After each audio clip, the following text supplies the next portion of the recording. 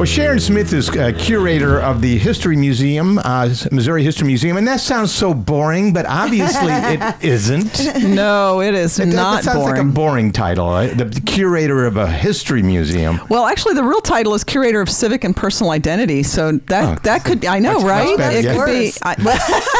It's very confusing sometimes, but it means that I get to do all of the things that are really unique to St. Louis or that have personal identity like childhood. So the toy exhibit fits perfectly with this. That is the toys exhibit is so fabulous. The toys of the 50s, 60s, and 70s is the official name of it. I went to it. Is it awesome. free? It is free. Okay. It's always free. Always free. What did you do? Sneak in and then you're asking now if it was free? And I thought, well, gee, I'm here for free. Is it always free? Because sometimes they have things. Yeah.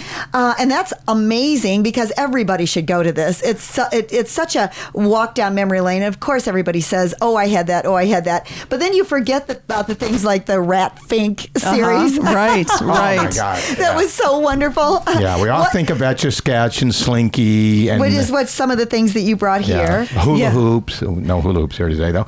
I forget what these are called. What are these called? So this is Cootie. Cooties. I couldn't remember Cooties. Well, you actually have them. And I know. You forget yeah, you do have Cooties. Yes, I had forgotten how to play the game, but I remembered the toy. It's really a great, it's a very simple toy that you just put together by the roll of a dice. You gather the legs it's or almost the like Mr. antenna. Potato Head, yes, really. Yes, a little bit like that. I get this. They glued theirs together because they know how kids can. This one was be on display. Yes, I actually learned some stuff from that. Like they have, as well as showing all the toys and settings, they have some TV set up with old commercials for those toys. Oh, yeah, amazing! It's wonderful. And then some news items that were pertinent, like some quizzes and things.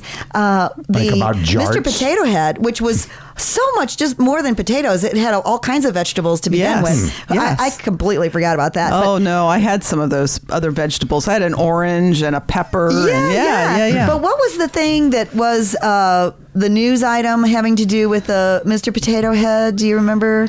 Was that part of the quiz? I have not actually gotten to take all of the quizzes yet. I have not gotten to sit in there and just play. It was when his agent got him a movie role. Not probably. No. He became plastic. No, that was. Yeah, he did. It had to do with food safety or something. Oh, and right. it was like we all remember the news headlines. Sure. We were always told don't play with your food, and then they come out with Mr. And that's the name Potato of that case is don't play with your food. So it's interesting how they captured some of those actual lines, like this is not a doll, it's an action figure, for the G.I. Joe, and then there's the whole section on problem toys, which are the toys that like were jarts. Yes. Now the Rat Fink. Jarts, the original jarts with the sharp thing, they're extinct now. I would assume. I think so. Although I have are there other set toys, in my basement. Other toys that we no longer have because they were dangerous? Clackers. Which we have here, right? So I remember that. It got these, exploding problem. These were banned in most high schools. In fact, my high school, and I still have them. But and there's no real reason for these. I mean, all you did was clack these two things together, and then clearly, or hit people in the head with them. So clearly, I'm not sure why they were even made in the first place. But somebody thought it was a good idea. Well, even the Nerf ball, which is just a piece of foam, exactly, and somebody made microphones. A ton on it. I mean, or what about the pet rock? Oh, there you go. I mean, seriously, when we talk about truly a pet rock is on exhibit. Oh my goodness! And I looked at that thing. I had never had a pet rock, and so I looked at the training manual for the pet rock, which is unbelievable, and how you teach your pet rock to roll over. Basically, you walk up to it and you turn it over. How to care for your pet rock. That's right. And somebody made a fortune on this. Well, see, this is amazing. I think to me. the pet rock was the standard that everybody always wanted to achieve by inventing something that would be the next pet rock. The marketing thing. How about an ant farm? Did you have an ant farm? I did not. No. Those were very educational. There were a lot of educational ones then, like even the erector sets. Exactly. I used to take my erector set and meld it, I did a mix with Lincoln Logs.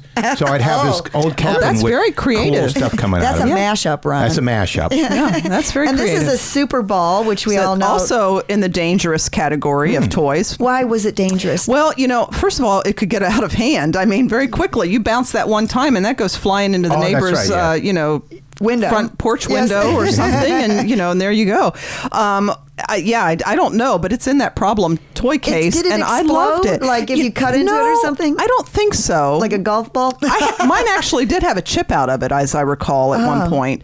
But I loved the Super Ball as long as you could keep track of it. It was not a bad thing. Well, why was the Rat Fink series supposed to be bad? What it says there is that it really just conjured up a whole idea of a subculture, like the dark side of the hot rod industry, and so if we're teaching our kids in the 60s, 50s, and 60s, 70s, this terrible culture. Do you remember the Crash-mobile? It was called the Crash-mobile. It was a car designed to crash and explode on impact. Not good. Yes. That was my favorite toy. Well, that was my favorite I actually toy. love the Rat Fink series and that whole thing where they take Crest toothpaste and make it crust and, do this parody of everything in a really, But I guess parents thought that was maybe a little too much. I don't know. Today, it would not blink an eye probably on most people's radar because there's so much more out there these days. Oh, man. And what's nice is still most of these things, the Rock'em and Sock'em robots up here, most of the stuff is still available. Exactly. Most of the things on this table are things out of our gift shop because I needed some show and tell. So you can still buy these toys. A lot of these vintage toys they're still making today. Really? And that's the great, sort of one of the great takeaways from this exhibit is that, toys are timeless. And, once they kind of make their mark on society, Simon, in the 70s, it's still being sold today as one of the very classic handheld toys of that generation. Have they and changed yet still the technology of it, though? I don't think so. Interesting. Just like the fax machine. That's right. And this Barrel of Monkeys. Barrel of Monkeys. Well, I have one of those in my office. Kids had that. That's like... And the Slinky. The Slinky is... no more fun than that. Classic of classics. Is in the exhibit, the one thing that you can do with the Slinky is you can have races down the stair steps, just like we would do as kids. That's nice. That was the only thing to do with the Slinky. I mean, this was boring, but if you could make it do something, exactly. You've got a game. And again, they're timeless though. They're still around. It's like they still survive. The Nerf ball, they came in other things like footballs and such like that, but it was a toy that you could play in the house. And chances were you weren't going to destroy anything too much if you threw the Nerf ball. Have you noticed you're talking to a Nerf ball? I am. That's pretty amazing. It looks very similar. We could throw it. That's right. Seen similar before. It's called Toys of the 50s, 60s, and 70s at the Missouri History Museum, which is at DeBoliver and Lindell in Forest Park. It is free and it is there through January 22nd. That is correct. Oh, it's so fast. It's going to be over. Everybody.